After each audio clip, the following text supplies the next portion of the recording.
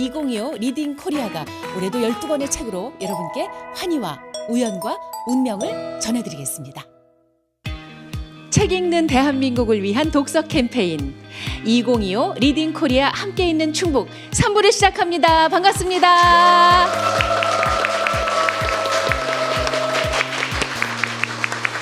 1년 12달 한 달에 한 권쯤은 책을 읽어보세요. 이런 마음으로 12권의 책을 추천해드렸고요. 이제 4권이 남았습니다.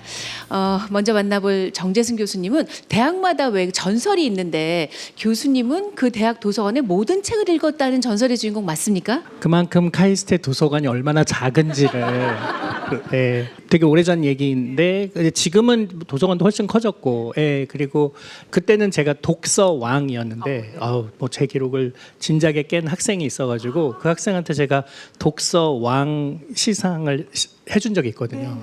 짜릿하고 뿌듯하더라고요. 그래서 기록을 깨준 학생들 너무 고맙고 이제는 과거 전설이 됐습니다. 자, 과거의 독서왕이 추천하신 두 권의 책은요? 그 조나단 하이트의 불안 세대와 그 박정재 교수님이 쓴 한국인의 기원이라는 두 책을 추천드렸습니다. 하나는 디지털 세계 요즘 침잠해 있는 10대 청소년들 이야기이고요. 또 하나는 한반도에 우리가 언제부터 어떻게 모여 살게 되었는가를 기후학, 고유전학 이런 굉장히 다양한 학문적으로 접근해서 답을 내려고 애쓴 그런 인류학자의 이야기입니다. 책과 우리 사람 간의 거리가 있다면 그 거리를 좁히기 위해서 늘 애쓰시는 분입니다. 도서평론가 이권우 선생님. 반갑습니다. 제가 추천한 책은 김성호 박사가 쓴 인공지능은 나의 읽기 쓰기를 어떻게 바꿀까, 그다음에 조영근 박사가 쓴 화해강의 다리 위에 조선인이 있었네 이고요. 제가 계속 박사라고 한 얘기는 이분을 소개하려면 박사 수료를 한 이종모 전 관장이 쓴 찬란한 멸종입니다. 이분은 대한민국 문학계에 없어서는 안 될 분입니다. 왜냐하면 좋은 문학 작품이 있으면 편집을 해서 독자에게 소개하는 역할을 하고 있고요. 또 좋은 작품이 나온 후에는 그 작품을 평론해서 여러분에게 알려드리기 때문입니다. 문학평론가 박혜진 선생님. 네, 안녕하세요. 박혜진입니다. 네, 제가 소개할 책은 김숨 작가의 무지개 눈. 그러니까 보이지 않으면 흑백이라고 생각하지만 그 안에 또 새로운 차원의 색깔이 있다는 걸 보여주고 있는 책이고요. 그리고 김기태 소설집 두 사람의 인터내셔널입니다. 구루를 필요로 하는 시대인 것 같습니다. 누군가 나를 좀 이끌어주는 사람이 있었으면 아마 젊은이들에게는 그런 존재가 더욱더 간절할 텐데요. 저는 감히 이분을 젊은 독서가들의 구루라고 말씀드리고 싶습니다. 북튜버이자 그리고 시인이고 작가인 김겨울 작가님. 네, 안녕하세요. 김겨울입니다. 반갑습니다. 네, 저는 기후위기의 시대의 인류의 태도를 돌아보는 인류세에서 죽음을 배우다라는 책을 추천을 했고요. 오늘 다룰 다뇨 작가의 세계는 이렇게 바뀐다, 그리고 클레어 키건의 이처럼 사소한 것들, 이렇게 소설 2권도 추천을 했습니다. 네, 오늘 함께 또 이 시간에 얘기를 나누게 될 것 같습니다. 생활 속의 철학자, 그리고 철학을 생활로 이끌어 오시는 분, 특히 아주 귀한 존재로 고등학교에서 학생들에게 철학을 가르치고 계십니다. 안광복 선생님. 반갑습니다. 안광복입니다. 저는 2권의 책을 소개해 드릴 텐데요. 한 권은 철학에 접근하기 쉬운 입문서로 12살 철학 상담소라는 이진민 선생님이 쓴 책이고요. 다른 하나는 지혜를 담은 여러 현자들과 인터뷰를 다룬 김지수 작가님의 위대한 대화라는 책입니다. 네, 오늘 본격적으로 3부에서 얘기 나누게 될 것 같습니다. 여러분, 2025 리딩 코리아에서는 이렇게 12권을 선정했습니다.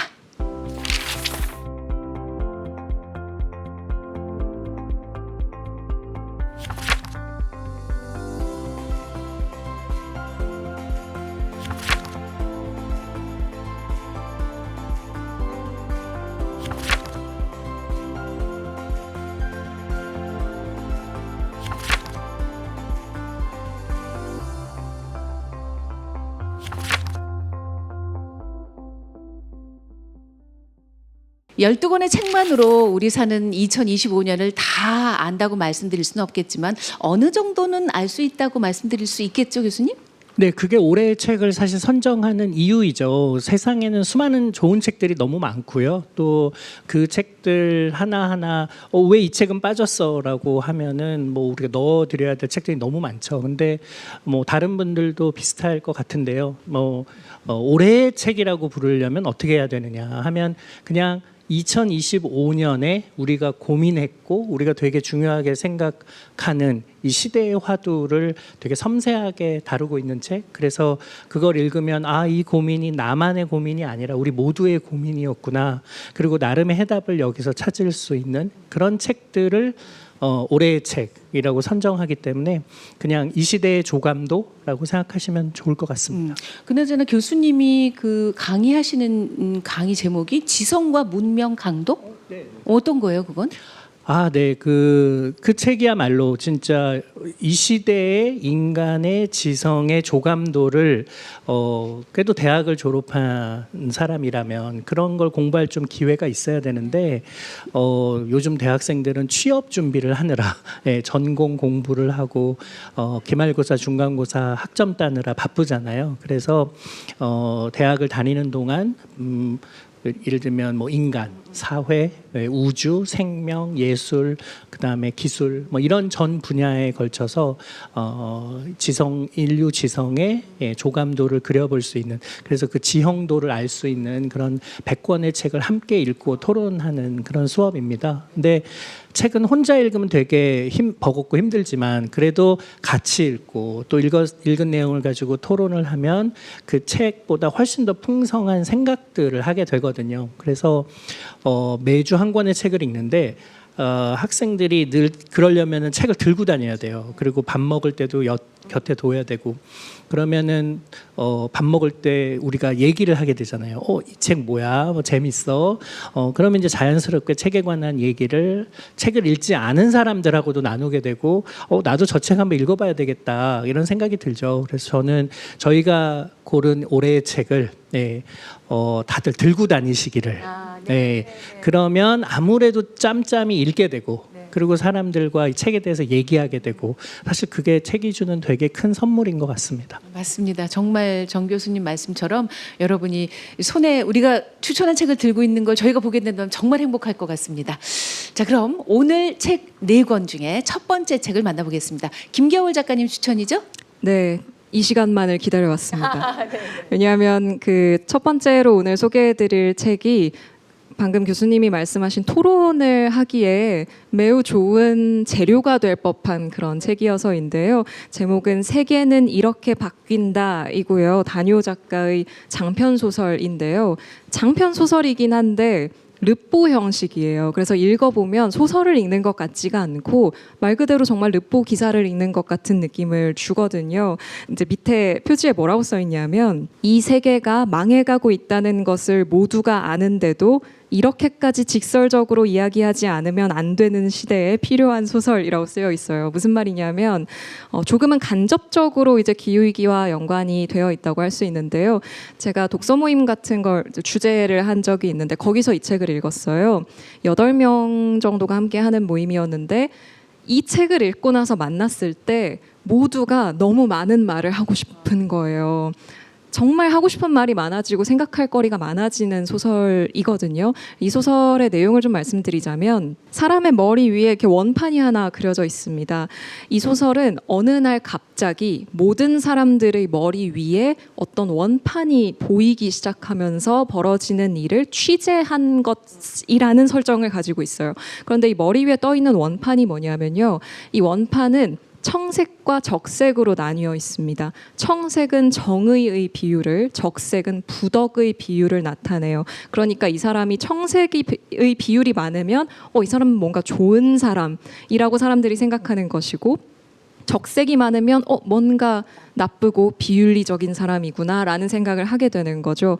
그래서 어느 날 갑자기 이 머리 위에 수레바퀴가 생기면서 벌어지는 일들을 그린 것인데, 조금 더 구체적인 설정은 이 수레바퀴가 죽는 순간에, 사람이 죽는 순간에 이 원판 위에서 마치 우리가 이렇게 돌림판 하는 것처럼 이렇게 화살표가 이렇게 돌아가요. 그러다가 랜덤으로 어디에 딱 멈추거든요.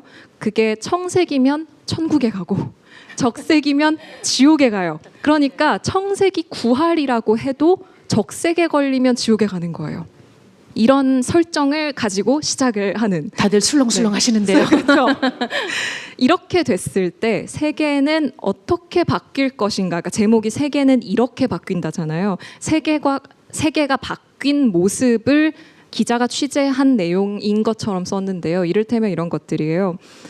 사람들 머리 위에 전부 다 이렇게 보이니까 변호사라는 직업을 보고서도 이제 고민을 하는 거예요. 청색 비율이 높은 변호사를 선택할 것인가, 적색 비율이 높은 변호사를 선택할 것인가. 이런 식의 고민, 혹은 국회의원이라면 청색 적색 비율이 얼마나 중요할 것인가, 이런 식의 고민들이 있는가 하면 정말 현대적인 설정이라고 생각했던 게 애플리케이션 서비스가 나오죠. 그래서 사람들이 이 애플리케이션을 통해서 자신의 청색 비율을 늘릴 수 있도록 빅데이터 분석 같은 걸 해주는 거예요. 그래서 어떤 행동을 하면 청색 비율이 조금 늘어날 거고 어떤 걸 하면 적색이 늘어날 거고, 이런 식의 서비스를 제공하는 회사가 있는가 하면, 또 어떤 사람들은 안티휠이라는 이름의 이 수레바퀴 자체를 거부하고 싫어하는 사람들이 등장하게 돼요. 어떤 사람들은 저 수레바퀴 자체가 악이다라고 막 주장을 하기도 하고, 어떤 사람들은 저 수레바퀴가 있다고 해서 우리가 사후 세계를 정확히 뭐 장담할 수 있는 건 아니지 않냐라는 회의적인 태도를 보이기도 하고, 거기서 발생하는 여러 가지 실질적인 삶의 문제들이 있는 거예요. 그런 모습들을 정말 기자가 취재한 것처럼 르포 형식으로 써놨는데 너무너무 많은 생각이 드는 거예요. 나의 수레바퀴 비율은 어떻게 될까? 그럼 이 수레바퀴의 기준이라는 게 내가 이거에 동의할 수 있나? 아니면 뭐 동의할 수 없나? 그럼 정말 이런 수레바퀴가 생긴다면 사람들이 이걸 정말 중요하게 생각할까? 왜냐하면 여기서 가정하는 사회에서는 사람들이 더 이상 돈을 그렇게 중요하게 생각하지 않거든요. 이 수레바퀴의 등장 이후에. 근데 정말 그럴까란 생각이 들기도 하고, 정말 많은 질문을 던지게 되는 그런 소설이어서 이 소설을 딱 읽고 나면 각자가 하고 싶은 말이 네. 정말 많아지는 그러게요. 네, 그런 소설입니다. 네. 교수님은 파란색이 얼마나 될 것? 네. 전 무지개 원단을 사실 측정이 되는 순간 사실 사람들은 거기에 엄청난 영향을 받거든요. 저는 최근에 제일 많이 느끼는 게 혈당 스파이크예요. 이 혈당 스파이크를 측정하게 된 지 이제 겨우 5년밖에 안 되거든요. 그 이전에는 대체로 먹고 2시간 후에 쟀기 때문에 그 앞에서 무슨 일이 벌어지는지 의사들도 몰랐단 말이에요. 근데 이게 패치를 달고 앱으로 모니터링을 하게 되면서 이 스파이크를 줄이려고 애쓰고, 갑자기 사람들이 밥을 안 먹네요. 반찬만 먹고 막. 그래서 제가 이게 사람들 이 하나 그냥 혈당 스파이크를 그러니까 혈당을 그냥 꾸준히 잴 수 있다는 거 하나로 이렇게 사람들의 행동이 바뀌는 게 너무 놀랍더라고요. 근데 그런 의미에서 너무 흥미로운 설정이죠. 그리고 우리 모두는 가끔 이런 생각 하지 않아요? 뭐 내 남아있는 수명이 얼마인지를 내가 항상 볼 수 있다면 난 앞으로 어떻게 살 것이냐 같은 거잖아요. 근데 그걸 숫자로 보여주는 순간, 색깔로 보여주는 순간, 이게 사람들은 거기 영향을 받죠. 그리고 이 소설은 되게 다양한 반응들을 보여주는데, 저 같은 사람들은 저거 제대로 측정하는 거야를 문제 삼는 부류의 사람들인 거죠. 이거는 명확하게 이거 도덕적이냐 비도덕적이냐고 말하기 어려운 활동들인데 누구에게 도덕적인 거여야 돼? 뭐 같은. 그래서 그렇게 딴지를 거는 사람으로 저는 왠지 살 것 같고요. 근데 뭐 이런 소설이 우리한테 들려주는 메시지는 그동안 수면 밑에서 있었던 것들을 수면 위에 올려놓는 순간 되게 본질을 우리 모두가 이제 보게 되잖아요. 그런 걸 너무 잘 보여준 소설 같습니다. 저는 이 소설 재밌기도 하면서 낯설게도 읽었어요. 아마 여러분들이 이 소설을 읽으시면은 이게 소설인가? 이 생각 하실 것 같아요. 근데 소설에 정답이 없습니다. 그러니까 모든 게 다 소설이 될 수 있거든요. 그러니까 그걸 소설을 소설적인 것으로 만드는 게 뭐냐, 이제 이런 거 각각 작품에서 찾아가야 될 텐데 아마 이 책도 그런 것이 아닐까. 그래서 그 기존에 익숙한 소설 문법에서 조금 이제 편안해진 상태로 약간 열린 마음으로 보시면 이 나를 향해서 오는 소리들, 어떻게 보면 일방적으로 이야기들이 계속 오거든요. 그래서 이 소리를 들으면서 듣고 나면은 얻으실 수 있는 게 있습니다. 이렇게 긴 얘기를 쭉 들었기 때문에 경청하는 귀가 생기셨어요. 그래서 어지간한 이제는 앞에 이렇게 현실에서 나랑 내가 잘 모르겠는 얘기를 막 하는 사람들이 있어도 잘 들으실 수 있는 이제 태도가 하나 생기실 것 같고, 근데 그럼 이 이야기가 우리에게 지금 던지는 메시지가 뭐냐? 그러니까 저는 이게 사실 우리가 수레바퀴를 계속 생각을 해야 됩니다. 예. 근데 마음속에 있어야 되는 건데 지금 보이는 거죠. 근데 이게 아주 이상한 이야기처럼 보이지만요. 실제로 이렇게 벌어지고 있습니다. 그러니까 나의 어떤 윤리성, 나의 도덕성을 계속해서 이렇게 보여줘야 될 것 같은 상황, 뭐 SNS라든지 이런 매체들 안에서는 어떻게 보면은 내 스스로 판단하고 그냥 안으로 숨겨야 할 것들인데도 불구하고 오히려 더 끄집어내야 되고 전시되고 판단되고, 그러니까 이런 외재적으로 바깥으로 나와 있는 그 수레바퀴라는 게 소설 안에서 보면 너무 기이하지만 이렇게 돌아서 우리가 온라인 안에서 벌어지고 있는 수많은 그 처벌과 어떤 폭로와 그 안에서 나의 윤리성을 입증하는 상황들, 근데 그 안에는 되게 왜곡된 것들이 또 있죠. 왜냐하면 보여지는 거니까. 보여지기 위해서 내가 더 도덕적인 척하지만 돌아보면 전혀 그렇지 않은 모습들도 있고 굉장히 일그러져 있거든요. 그래서 이 수레바퀴라는 게 그냥 가공의 어떤 하나의 이미지가 아니라 어떤 내 마음 속에서 계속해서 실존적으로 다퉈야 될 것인데 바깥에 보여주기 위해서 만들어지는 하나의 이미지로 있기도 하고, 그게 우리 현실에서도 전혀 무관한 이제 것이 아니라는 생각을 하면서 저는 읽었어요. 네. 아주 정말 흥미로운 책에 이어서 세 번째 소개해 주실 책도 소설이에요? 네, 클레어 키건의 이처럼 사소한 것들이라는 소설이고요. 아주 얇고 짧은 이야기인데 저는 이 소설을 여러 차례 읽었거든요. 근데 읽을 때마다 울어요. 마음을 참 움직이는 그런 이야기인데요. 이 클레어 키건의 이처럼 사소한 것들은 1985년의 영국을 배경으로 하고 있는 소설입니다. 빌 펄롱이라는 주인공이 나와요. 이 빌 펄롱이라는 사람은 석탄 목재상입니다. 그래서 석탄을 사람들에게 팔고 배달하는 일을 하고 있어요. 근데 이 빌 펄롱이라는 사람이 아일린이라는 아내와 함께 딸이 5이에요. 딸부잣집입니다. 그래서 딸 5을 키우면서 잘 살고 있어요. 근데 경기가 좀 안 좋습니다. 그래서 사람들이 직장을 잃고 좀 가난해지고 이런 상황에 놓여 있는데 펄롱은 다짐하죠. 나는 잘 버텨서 우리 딸 5을 잘 키워내야지라는 다짐을 합니다. 아주 성실한 일꾼이고 자신의 이 석탄상의 일을 아주 잘 하려고 하는 성실한 시민이에요.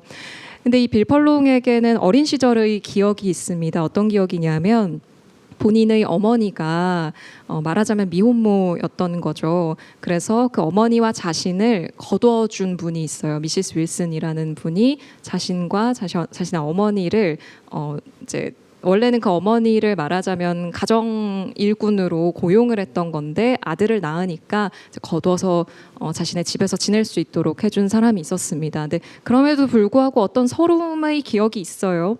친구들한테도 뭐 따돌림을 당한다든지 뭐 여러 가지 서러움의 기억이 있는데 이 빌 펄롱이라는 사람이 크리스마스 시즌을 맞이하게 됩니다. 그래서 석탄을 언제나처럼 열심히 나르던 와중에 그 동네에 본인의 딸들이 다니고 있고 다니게 될 학교가 하나 있어요. 근데 그 학교를 운영하는 수녀원이 있습니다. 그러니까 그 동네에서 이 소설에서 서술하기로는 그나마 가장 유일하게 다닐 만한 유일한 학교예요. 그래서 이 학교에 자기 딸들을 보내고 있고 보낼 예정인데 이 학교를 운영하는 수녀원에서 또 운영하고 있는 어떤 직업학교 같은 곳이 있는 거예요. 석탄을 놓으려고 들어갔는데 어떤 여자애가 숨어 있는 거예요. 그래서 그걸 발견을 합니다. 펄롱에서 너무 당황을 하죠. 펄롱이 그 소녀를 다시 이제 수녀원에 연락을 해서 다시 학교로 직업학교로 이제 돌려보내려고 하는데 그때 펄롱이 굉장한 갈등을 해요. 왜냐하면 펄롱이 알게 됩니다. 그 곳에서는 사실은 본인의 어머니와 같았던 미혼모들을 가둬놓고, 그러니까 열쇠로 문을 잠가놓고 거기서 강제적으로 노동을 시키고 잘 돌봐주지 않고 그렇게 하고 있다는 사실을 펄롱이 어렴풋이 알게 되거든요. 그래서 자기를 붙잡고 막 자기 탈출시켜달라고 하는 사람도 있었어요. 거기 있는 소녀 중에. 근데 펄롱이 굉장한 갈등을 하죠. 그리고 그 석탄광에서 소녀를 발견했을 때 막 그런 생각을 해요. 아, 내가 이런 일을 겪지 않았으면 좋았을 텐데. 굉장한 갈등을 합니다. 왜냐하면 나는 이 소녀를 도와줄 수 없기 때문에, 그렇게 생각하기 때문에. 그래서 펄롱이 일단은 수녀원에 돌려보내주고 수녀 원장이 크리스마스 시즌이니까 받아요 하면서 봉투도 줘요. 그러면서 딸들 얘기를 은근슬쩍 꺼내기도 하죠. 딸들이 거기 학교 이제 들어가죠. 뭐 지금 다니는 친구들 뭐 굉장히 잘하고 있어요. 이런 식의, 그러니까 은근히 압력을 넣는 거죠. 너가 본 것을 말하거나 반항하지 말라라는 일종의 메시지를 주는 것인데, 펄롱은 굉장히 마음속에 갈등을 가지기 시작합니다. 내가 그냥 이렇게 계속 이걸 알면서도 그냥 이렇게 계속 살아도 되나? 내 인생에 매일 아침 새벽같이 나가서 석탄을 배달하고 밤늦게 돌아와서 딸들과 시간을 보내고 잠을 자는 이 매일매일 똑같은 이 날들 말고 이거보다 좀 더 나은 뭔가를 내가 할 수는 없나? 라는 고민을 하던 차였기 때문에 내가 그 소녀를 만난 게 좀 원망스러우면서도 막 갈등하게 되는 거예요. 그러다가 이제 크리스마스 주간이 되고요. 이 크리스마스 주간을 맞이해서 펄롱은 자기가 데리고 있는 직원들에게 뭔가 뭐 맛있는 거 먹으라고 이렇게 베풀어 주기도 하고 자기 아내의 선물을 사기도 하고 이렇게 하다가 문득 그 수녀원의 석탄광으로 걸어가기 시작합니다. 그냥 가요, 홀린 사람처럼. 그래서 열심히 걸어가서 석탄광의 문을 여니까 선생님 거기까지만. 소녀가 있는 거죠. 네, 지금 네. 여기까지만 책 얘기할게요. 소개가 아니라 책 낭독이야. 네. 아니 그런 거 얘기하시면 스포가 될 것 같아가지고. 여기까지만 얘기할게요. 네. 근데 왜냐하면 이 책의 좋음을 얘기하려면 결말을 사실은 얘기를 해야 되는데 이 책을 제가 읽을 때마다 우는 이유가 뭐냐면 이 펄롱이 알고 있어요. 그러니까 펄롱은 아까 말씀드린 것처럼 그냥 소시민이고 열심히 사는 사람이고 그냥 딸들 5 잘 키워내는 게 자기 인생의 가장 중요한 사람이에요. 그리고 내가 차라리 이 사실을 몰랐으면 좋았을 걸 하고 생각하기도 하는데, 근데 펄롱이 자기 안의 좋은 무언가가 나오고 있다라는 얘기를 하는 구절이 있어요. 내 안의 뭔가 좋은 것이 나오고 있었다. 그 부분에서 항상 굉장히 감동하게 되고, 이것은 결국 이게 배경이 크리스마스잖아요.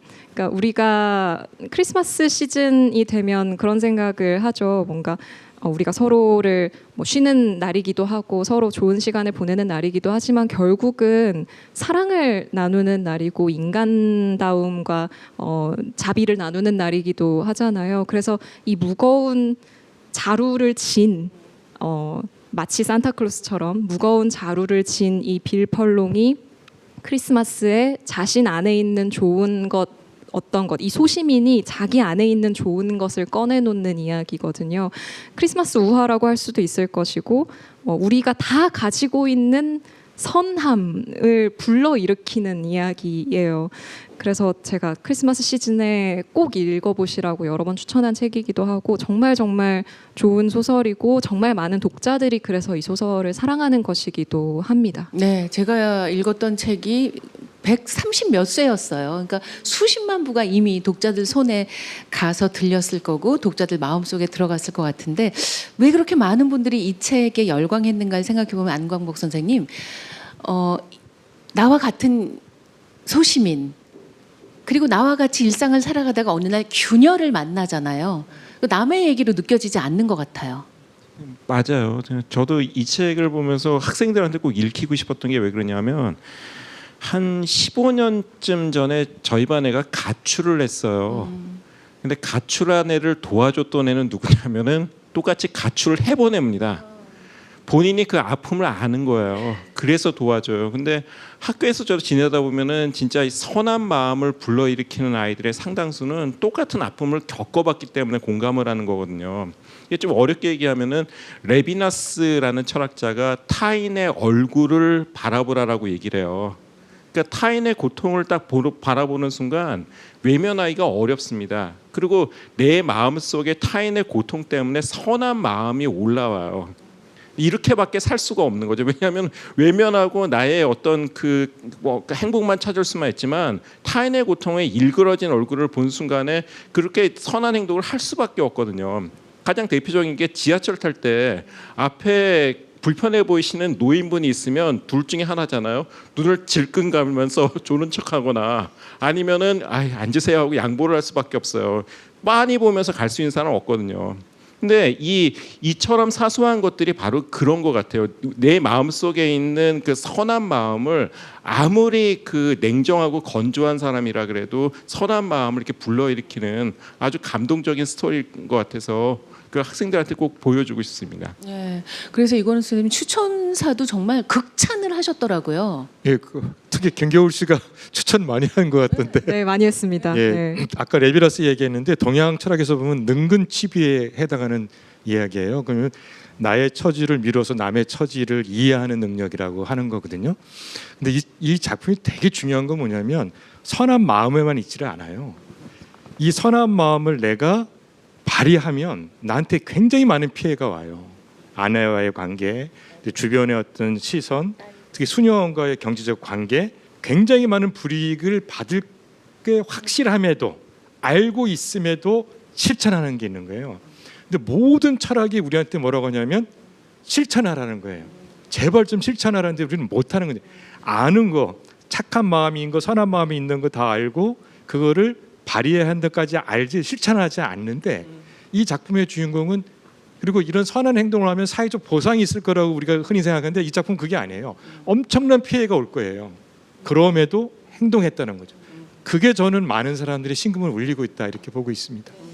저는 이 작품 너무 인기가 많아서 사실 처음에는 안 읽었었어요. 왜 이렇게 베스트셀러 되면 이렇게 멀찍이 놓고 있다가 보고 나서 이 작품이 왜 이렇게 많은 사람들의 지지를 받는구나 이렇게 생각을 했는데 이 작품 주제는 선택인 것 같아요. 근데 선택을 여러분도 하고 사시나요? 그게 굉장히 어렵습니다. 더욱이 이건우 선생님 말씀하신 것처럼 리스크가 있는 경우에는 정말로 선택을 하기가 힘든데 누가 선택을 하냐면 평소에 내가 선택을 하겠다고 말을 많이 하는 사람들이 선택을 하는 게 아니고 용기가 있는 사람들이 선택을 하는 것 같아요. 그리고 이 책의 주인공은 용기를 낸 거죠. 그래서 이 소설은 짧은 소설이고 어떻게 보면 한 인물이 도덕적 선택 앞에 놓여서 망설이다가 어떤 선택을 하는 구조 자체는 굉장히 고전적이에요. 근데 그 고전 안에서 이야기하고 있는 메시지, 내용은 우리에게 선택하기 힘든 상황이기 때문에 더 큰 울림을 주는 것이 아닌가라는 생각이 드는 제일 좋은 소설이었어요. 네. 네. 남들이 읽는 데는 다 그만한 이유가 있으니까요, 여러분. 이 책 읽어보시면 절대 후회하지 않으실 겁니다.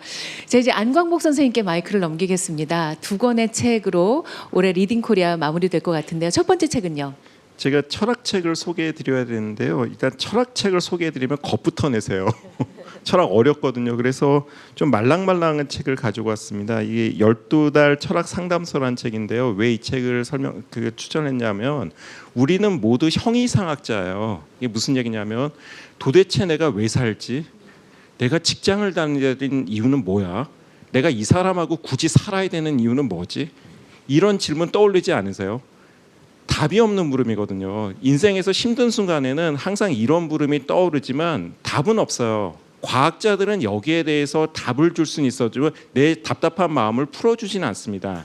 철학은 이런 물음에 대해서 탐구하는 학문이에요. 내 삶의 의미가 뭔지를 탐구하는 학문인데 문제는 뭐냐면 학자들이 하는 철학은 너무 어려워요. 왜 어렵냐면은 핸드폰을 잘 쓰기 위해서 그 핸드폰 사용법을 알려고 하는 사람들한테 전자공학 이론부터 먼저 설명하는 거하고 거의 비슷합니다.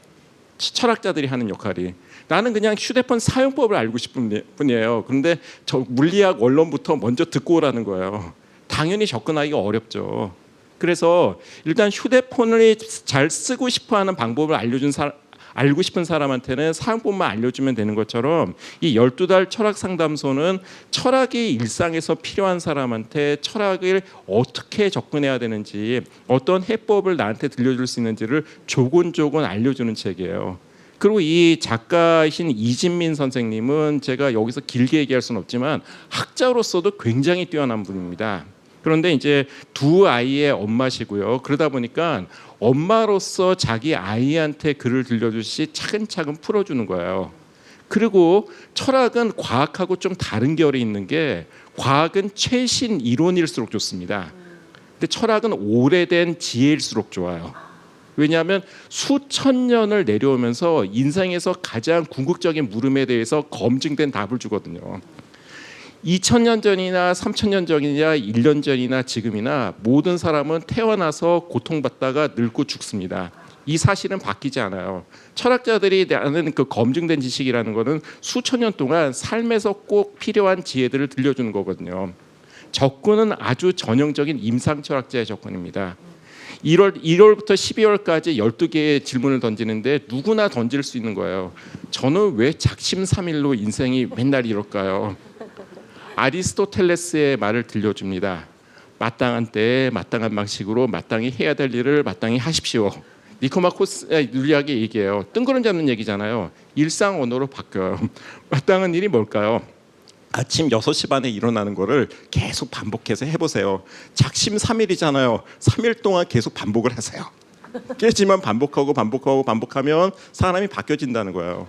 우리는 용기 있게 행동하면서 용기 있는 사람이 되고 절제 있게 행동하면서 절제 있는 사람이 됐고 지혜 있게 행동하면서 지혜 있는 사람이 된다. 니코마코스 율리학을 이렇게 쉽게 들려드립니다. 그리고 철학자하고 심리학자의 차이는 심리학자는 위안을 두지만 철학자들은 잔인한 통찰을 남깁니다. 근데 이진민 선생님은 이 엄마시기 때문에 철학자의 그 날카로움과 잔인함은 좀 덜하세요. 그래서 이 책을 한번 보시면은 이 철학이 굉장히 내 삶에 도움이 되는구나. 쉬우면서도 뭔가 이렇게 힘들 때 이 책을 보면은 내가 이런 식의 통찰을 얻으면서 다른 식에 적용할 수 있겠구나. 좀 이런 지혜를 얻을 수가 있습니다. 물론 이진민 선생님 책보다는 제 책이 조금 더 좋긴 하지만 제가 제 책을 추천드릴 수 없기 때문에 이진민 선생님 책을 추천드리고요. 제가 봤을 때는 아마 제 차세대 주사로 아마 대한민국의 철학계를 평정하실 분이라고 생각을 합니다. 선생님, 그 책을 쓰다 보면 이렇게 다 자기 책에 대해서 자부심을 갖게 되죠? 모든 학문은 다 철학 밑에 있네요.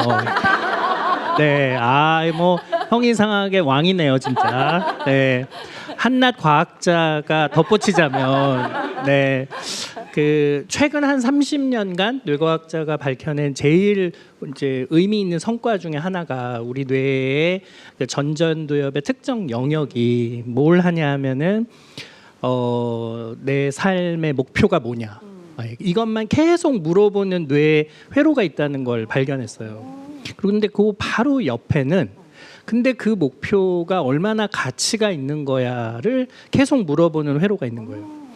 그리고 그거를 추구하는 동안 그 밑에 있는 회로는 근데 그거 하면 뭐가 좋은데? 너는 뭐를 얻는 거야?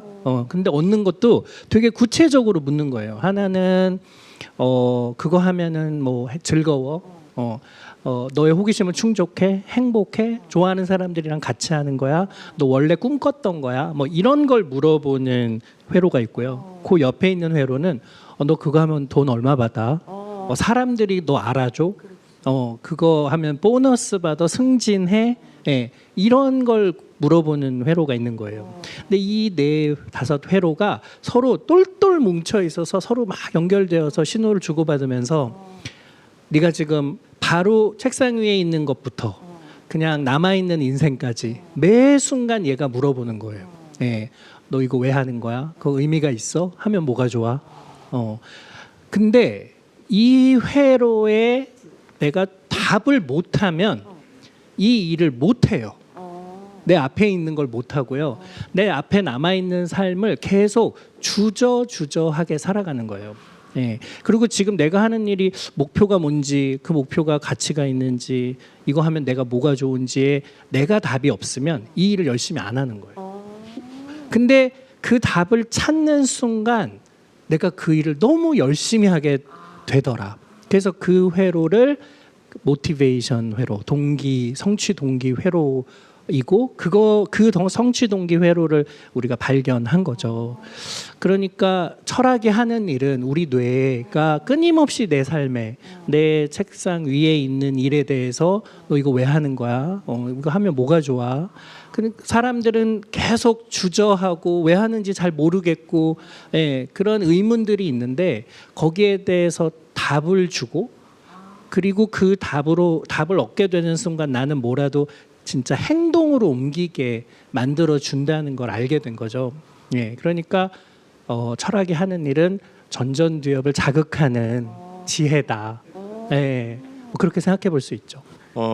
어떻게 보면 인문학이라는 것은 아까 우리 안강욱 선생님 말씀하신 것처럼 오히려 지금 미래에서 가치를 얻기보다는 오래된 지혜에서 가치를 얻게 되는 거고요. 과학은 지금 또 미래에서 가치를 얻게 되는 거죠. 우리가 둘 다 있어야 되고 특히 말하자면 과학이 기술과 붙으면 가속 페달이라면 문학과 철학은 이거를 정지시켜 주는 거죠.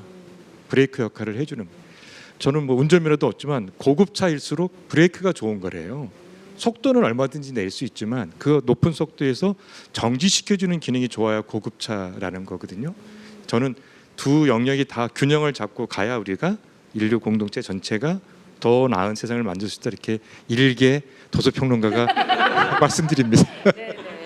이제 갈수록 흥미진진해지는데 벌써 마지막 책을 소개할 시간이 되었습니다. 안광복 선생님. 저기 김지수 인터뷰어죠. 그 작가님의 위대한 대화라는 책이에요. 아마 인터넷에 검색해 보면 인터스텔라라는 그 연재물이 있는데요. 제가 팬 중에 팬이에요. 제가 언론 기사 보면서 김지수 작가님 인터뷰는 꼭 봅니다. 제가 이분을 우연히 한번 만났어요. 그러니까 어떤 자리냐면은 시상식의 뒤풀이 자리에서 제 앞자리에 앉아 있었어요. 제가 너무 떨리는 팬심으로 그분을 봤는데 저보다 더 떨고 계셨어요. 무슨 얘기냐면 저는 인터뷰어니까는 사람이 굉장히 좀 씩씩하고 예리한 질문도 그럴 줄 알았는데 소녀 감성인 분입니다. 얼굴이 이렇게 차분하게 이제 귀를 기울이시지만은 뭔가 이렇게 좀 가슴에 고민도 많아요. 그리고 제가 한 가지 알게 된 게 저하고 1살 차이밖에 안 됩니다. 누가 나이가 윈지는 밝힐 수가 없습니다. 그런데 제가 왜 끌렸냐면 위대한 대화 얘기할 수 있죠. 18분하고 인터뷰를 하는데 삶의 결이 드러나는 거예요. 중년의 위기. 나 너무 힘들다. 길을 잃었다. 어떻게 해야 될까? 자기의 고민을 앓고 18분의 인터뷰를 한 거예요. 저도 중년의 위기를 안고 있거든요. 그죠? 남자 나이 50세가 되면은 좀 외람된 표현이지만 뼈가 부러진 기분 아니에요. 부러졌는데 여기다 파스만 붙이고 있을 뿐이지 깁스를 어떻게 할지 몰라요. 그런데 칼 구스타프 융이라는 심리학자가 뭐라 그러냐면 모르는 거는 꿈꿀 수도 없다 그래요. 맞는 얘기입니다. 그죠? 주변의 사람들을 보면 다 저같이 고만고만하게 사는 사람들을 보기 때문에 삶의 탈출구가 없어요. 근데 위대한 현자들의 얘기를 들으면 새로운 해안이 열립니다. 김지수 작가는 자기가 중년의 위기를 앓고 있었기 때문에 똑같이 중년의 위기를 앓고 있는 사람들한테 그 해안을 열어주는 거예요. 그래서 제가 책 2권을 작정하고 추천을 한 게 하나는 10대를 위한 책입니다. 이지민 작가 책은. 근데 10대라 그래서 10대만 읽는 게 아니라 누구나 마음속에는 5살 어린이가 있거든요. 화나면 몇 세세요? 화는 일시적 광기라 그러거든요. 화가 나는 순간 마음속에 5살이 울부짖습니다. 그렇잖아요, 그죠? 그럴 때는 12살 상담소를 보지만은 삶이 그러니까 좀 성숙한 상태에서의 고민은 이 김지수 작가님의 책을 보시면 되는데요. 제가 이 책 내용에 대해서는 구체적으로 소개드릴 수가 없는 게 18분의 얘기가 나오는데 이게 일종의 원포인트 레슨이에요. 죽비 소리처럼 고민을 안고 보면은 딱 꽂히는 얘기입니다. 그래서 제가 얘기를 들려드리는 것보다 김지수 작가님의 이 보석 같은 언어를 직접 보시는 게 좋기 때문에 제가 직접 소개해드릴 수 없는 그 팬심을 담아서 이렇게 소개를 드립니다. 저는 박혜진 선생님하고 왠지 이 김지수 작가님하고 결이 비슷한 느낌이 들었어요. 저는 안강복 선생님 팬 중에 팬이라고 하셨는데 저는 팬 중에 팬 중에 팬입니다. 제가 입증도 할 수 있습니다. 왜냐하면 제가 회사에서 책을 한 권 만들고 있어요. 피천득 산문을 세계문학 전집에 넣는 작업을 하고 있어요. 근데 그 글을 실을 때 해설자가 필요합니다. 그러니까 이 피천득의 언어를 이해하지 못해서가 아니라요. 그러니까 이 글이 지금도 어떤 동시대적인 가치를 갖고 있는지를 독자들에게 잘 안내해 줄 만한 안내자가 필요한데 누가 좋을까 고민을 했는데 김지수 작가가 딱 떠올랐어요. 그리고 그 피천득 선생님의 아드님이 계십니다. 그 아들과 직접 인터뷰를 해서 그 인터뷰와 자신의 해설이 섞인 글을 써서 보내주셨는데 너무 아름다운 글이에요. 그러니까 예리하고 사려가 깊습니다. 제가 이 책을 읽고는 딱 한 가지를 느꼈는데요. 그러니까 고통, 인생에서 고생을 한다는 게 이렇게 쓸모가 있구나 이런 생각을 했어요. 그러니까 두 가지 차원인 거죠. 하나는 지금 인터뷰 대상자들. 이분들은 소위 어른들입니다. 중년일 수도 있고 그보다는 더 나이가 들 수도 있는데 노년이기도 하고 곧 이제 거의 돌아가시기 직전이기도 한데 인생에서 이런저런 고통들이 있었고 그 고통 안에서 방황했기 때문에 한마디 이야기할 수 있는 힘이 있는 거예요. 그리고 사람들이 고통받은 사람들의 얘기 듣습니다. 방황하지 않은 사람들의 얘기는 별로 듣지 않죠. 그래서 이렇게 자신이 힘들게 방황했던 이야기가 이야기를 할 수 있는 어른으로 만들어주는구나. 이게 하나의 포인트였고 다른 하나는 이 김지수라는 인터뷰를 하고 있는 이 작가였는데요.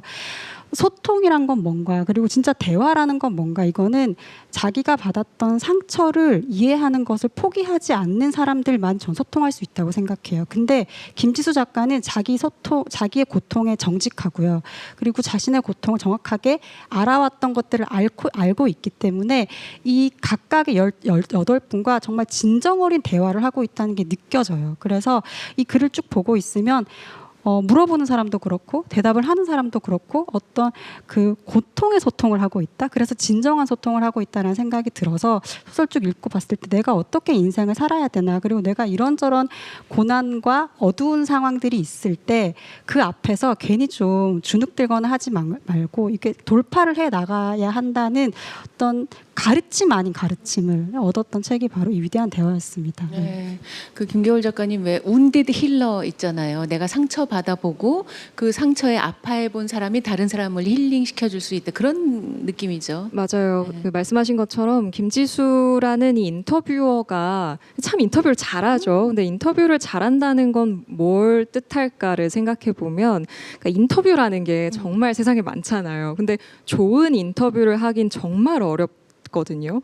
인터뷰를 잘 하려면 일단은 그 사람에 대해서 내가 잘 알아야 되고 그리고 그 사람과 처음에 이야기를 나누면서 좋은 분위기와 좋은 라포를 형성을 해서 이 사람이 안에 있는 얘기를 잘 꺼낼 수 있도록 계속 적절한 질문과 반응을 보여줘야 비로소 다른 사람들이 배울 만한 뭔가가 나오게 되는 건데 이 모든 과정에 있어서 김지수라는 인터뷰어는 정말 잘하는 것 같아요. 그러니까 그 일단은 열심히 조사를 해서 이 사람에 대해서 잘 알아간 다음에 본인이 질문할 것들을 정리해서 간 다음에 이 사람이 하고 싶어 할 것 같은 이야기들을 잘 이끌어내는 능력이 있고요. 그리고 잘 듣죠.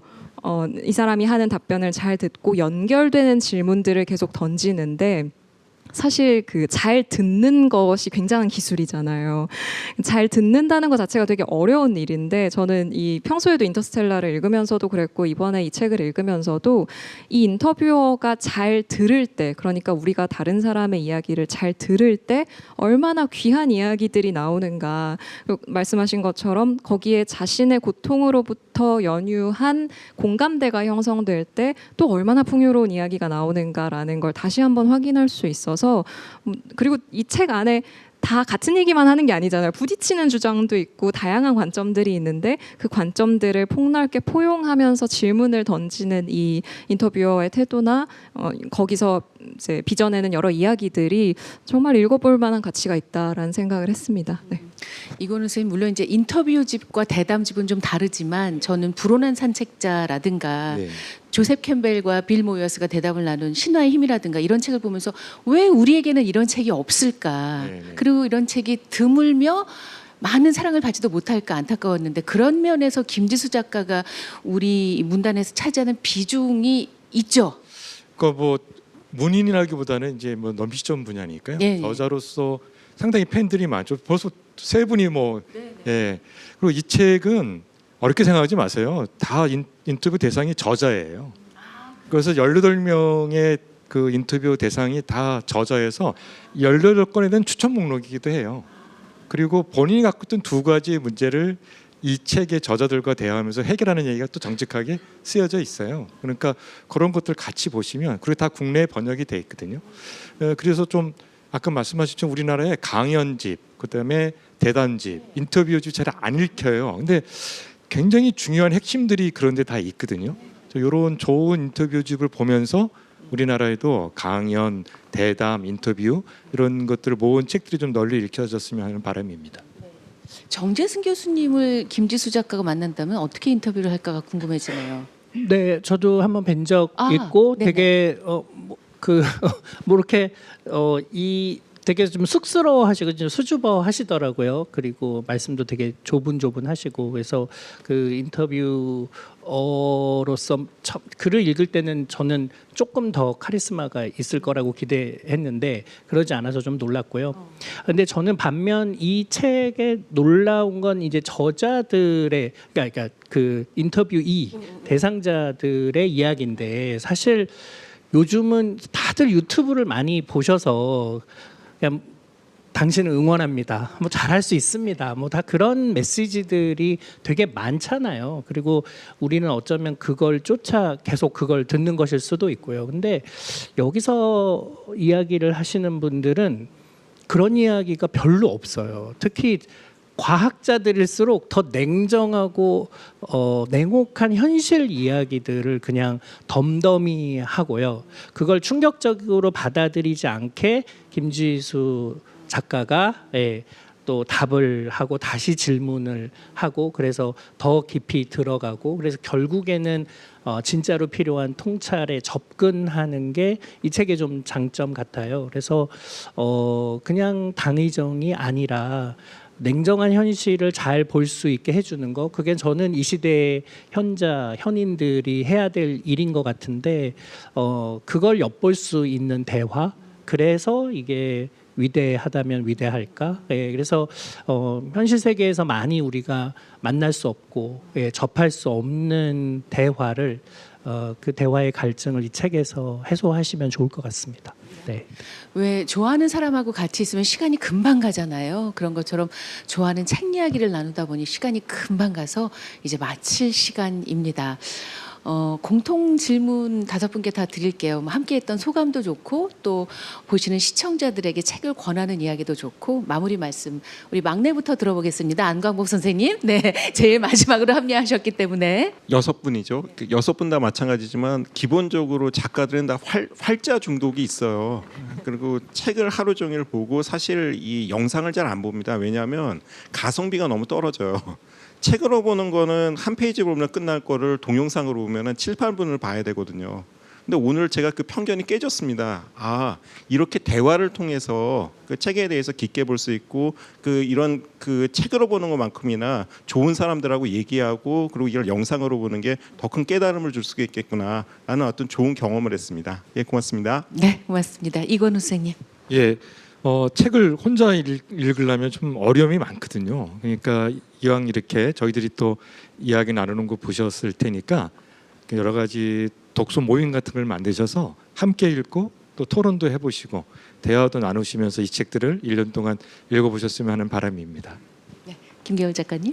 네, 저희가 선정한 책들의 장르가 아주 다양해서 다양한 장르들을 만나보실 수 있을 거란 생각이 들어서 추천하는 입장에서도 아주 기대가 되고요. 말씀 주신 것처럼 독서 모임을 하시거나 아니면 나의 어떤 1년 목표로 두시고 읽으면서 저희가 얘기한 것도 보시고 한다면 정말 1년 뒤에 더 넓은 세계를, 더 넓은 지평을 가지실 수 있지 않을까 생각합니다. 네. 박혜진 선생님.